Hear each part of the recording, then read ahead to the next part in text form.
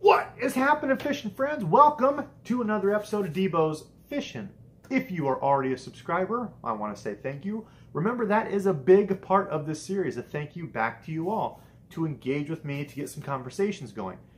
Now, if you're not already a subscriber, what are you doing?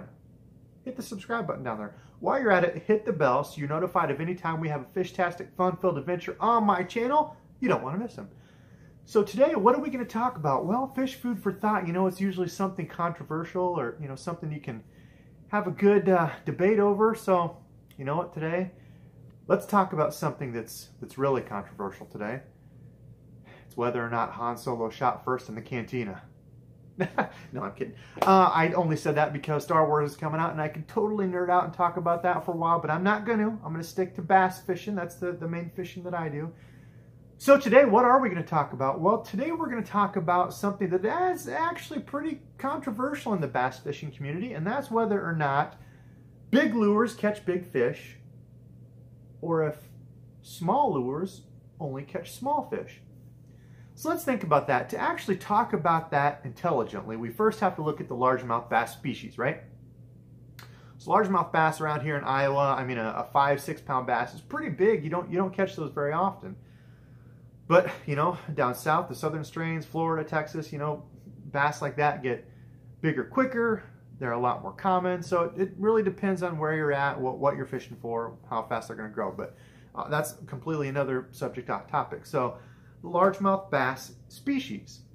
What do they eat? Well, they can eat anything from crawfish, insects, other bait fish, really anything they can fit in their mouth. People have seen them before eating ducks, gophers, mice, you name it, they eat it. They're a predatory fish. And people often forget that, I think, when they're out there fishing, that they're predators. So how much can a largemouth bass really eat? How much can they eat in one sitting? Well, I looked through a bunch of different resources, and whether it was on, you know, college universities, biologists doing studies, it seemed to range that a bass, on the average, will eat something 10 to 50, maybe 60% of its size. Now that's strictly talking length, because as something gets bigger in girth, or its shape gets bigger around, like for example a shad or a minnow, something really long and slender, compared to something shorter but a lot rounder, that varies and depends. A bass is generally more driven towards something in a longer, slimmer profile, as opposed to something that might be shorter but a much larger, rounder profile.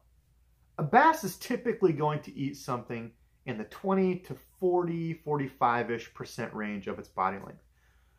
So let's think of something really common that we all throw, a stick bait. A 5-inch stick bait is pretty standard for people to throw, and that's caught a range of fish. I mean, you can catch little tiny fish on it. You might have days where you catch 3, 4, 5 pounders on it. So let's put that into some practical thinking. Let's say you catch a 16-inch bass. That's pretty good size, a 16-inch. I'll take those all day. A 16-inch bass is typically going to eat something that's 4 to just under half its body weight. We'll say 4 to 7 inches. A 4 to 7 inch piece of prey. Now, what falls perfectly in a 4 to 7 inch range? The old stick bait, right? Now, let's go on the flip side of that. Something much smaller. Let's say a Ned rig. Let's say you're a guy that loves the Ned rig. You fish it all the time. Summer, spring, doesn't matter. That's what you throw all the time. But you're like, I only catch small stuff on it. Or let's say a drop shot. Man, I really only catch small stuff on my drop shot. I throw that little 4-inch robo worm. I'm just not getting really any size to it. Well, typically we'll say, that's going to catch smaller fish. And I do agree with that. I do think that generally smaller lures will catch smaller fish. So let's go to the flip side of that. Say you're only going after 20-inch bass. 20-inch bass on the average could take something 5 to, we'll say, just under that 9 inches, under its halfway mark. 5 to 9 or 10 inches, we'll say. So you're like, okay, perfect. I'm throwing a 10-inch swim bait then, right? Well, okay, hold on. Remember, that's the average that they eat in there, from min to max. I honestly think to get your best bang for your buck, you want to stay in that mid-range.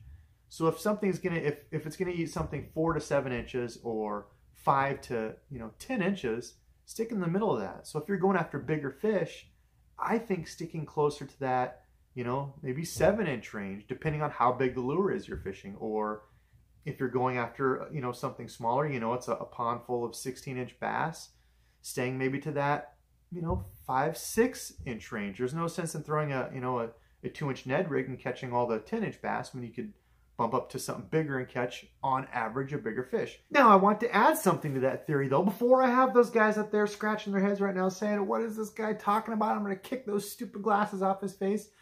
When you get to that big, old fish range, now, bigger, older fish are obviously going to be lazier. Think about it. If you wanted to have one meal for the day, and you just didn't want to, you wanted to sit and play video games all day, you didn't want to get up, would you get a little tiny pizza, or would you get a big one? You get a big one, right? You don't have to get up. You just sit there all day and eat. Well, the same goes for a bigger fish. If a bigger fish can get a big, easier meal, it's going to choose that instead of having to chase 10,000 little tiny bait fish. There's no reason for it to do that. So I think on the bigger, older fish, especially if you're those guys out there fishing for a bigger fish, I think you can definitely get away with throwing a much larger lure than you would normally throw. Instead of a little 3-inch swim bait, bumping up to that 6, 7, 8-inch swim bait range. And again, that depends on where you live and the forage that those fish have available. If you're out in California, it's common for those guys to throw big, huge rainbow trout, swim baits. Here in Iowa, if I were to throw that, I wouldn't catch a single thing probably. So it really depends on the forage and the food available to the fish that you're fishing around. So you have to really think of that and know, that's why they say it's so important to match the hatch. Know what kind of food the bass you're fishing for are feeding on. So to put that into context, I, and like tons of other anglers out there, throw the regular old stick bait, right? A 5-inch stick bait, pretty common. You catch a wide variety of fish on it, but what I have started doing the past year is throwing a little bit different stick bait. So it's about 1 inch longer, and it's got a couple sections that are a little bit bigger around, giving it a little bit different, bigger profile look. Side by side, this one sticks out a little bit more. It completely hides this, right? It's just a little tad bigger. Now, I'm not paid by, this is a Reaction Innovations Pocket Rocket. I'm not paid by them. I'm not endorsed or anything. This is just from what I've noticed. I've noticed that on average, I catch bigger fish on this as opposed to something like this. And I've got a buddy that swears by 4-inch stick baits, and he says, you throw that thing's huge. Well, yeah, it definitely is bigger. He throws something that's even smaller. He throws something, this size, wacky rigs them, and he catches fish. He catches small fish, big fish, but on average, I catch more fish, okay? And I think that's due to this bait having the bigger profile, not just being a tiny meal. If it's just as easy of a meal, they're both falling down, but this one looks a little bit bigger. Bigger fish, I think, are going to be attracted to that. So is there a right or wrong, answer to this? There's not. There's not a right or wrong size of bait to use. But I do think there is merit to bigger, larger baits catching bigger fish. Just my opinion. So remember, this series is about you all. So I want everybody, guys, gals, whoever's watching, comment down below. You have to comment. You have to. Comment down below and tell me what you think. Maybe it's just a couple sentences, but let me know. I want to keep this series going. I think it's super fun. I want to have a virtual forum down there that we all can, go down to, read the comments, learn from, and say, hey, I never really thought about it that way. That's a great point. Or, try this. It's, something that I've been doing. Oh, awesome. If we can all learn and grow, that's what this is about. So I want to thank you all again for watching. If you would please give me a like. Show me that you guys like this series. If we can keep getting the likes up and the views up on this, I think that would be super cool. If we can share and get everybody learning, that's what it's all about. So give it a like. If you really like it, and if you haven't already, give me a subscribe. And until next time, till next Fun Fishy Friday, I'll see you all.